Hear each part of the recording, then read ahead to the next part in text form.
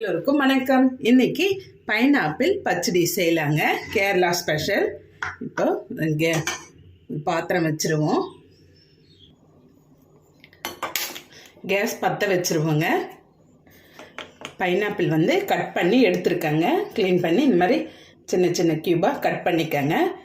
இதை இந்த பாத்திரத்தில் போட்டுருவோங்க.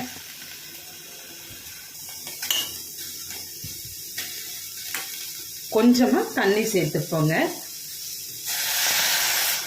பாருங்க, சின்ன டம்ளர் அளவு தண்ணி சேர்த்துக்கங்க. 1/2 டீஸ்பூன் மிளகாய்த்தூள் சேர்த்துக்கங்க. கொஞ்சம் உப்பு சேர்த்துக்கங்க. இது நல்லா கலந்து கொடுத்து மூடி வச்சுருங்க. ஒரு 5 நிமிஷம் வெந்தால் போதுங்க. பைனாப்பிள்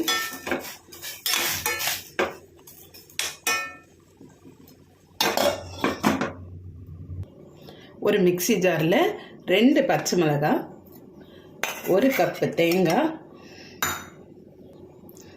ஒரு சின்ன டீஸ்பூன் கடுகு, சீரகம் 1/2 டீஸ்பூன் சேர்த்துக்கங்க.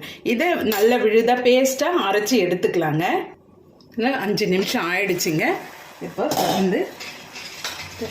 நல்லா கலந்து கொடுங்க. இப்போ இந்த விழுது அரைச்சாச்சுங்க, தேங்காய் விழுது. இப்போ சேர்த்துருவோம். இந்த மிளகாத்தூள் பச்சை வாடெல்லாம் போயிடுச்சுங்க. இந்த தேங்காயில் போட்டிருக்க பச்சை மிளகாய் வாடையும் போட்டோம், நல்லா கலந்து கொடுங்க.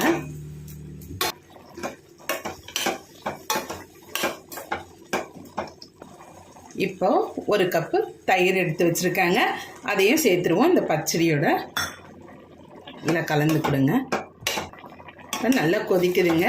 இப்போ தாளிப்பு கொடுத்துருவோம். தாளிப்புக்கு தேங்காய் எண்ணெய் தாங்க யூஸ் பண்ணணும். ஒரு சின்ன கடாய் வச்சுருவோம். தேங்காய் எண்ணெய் விட்டுங்க. 1 ஸ்பூன் கடுகு, கொஞ்சம் சீரகம், 2 காஞ்ச மிளகாங்க, கொஞ்சம் கருவேப்பிலை. இப்போ தாளிப்பு எடுத்து இந்த பச்சடியில் போட்டுருவோங்க.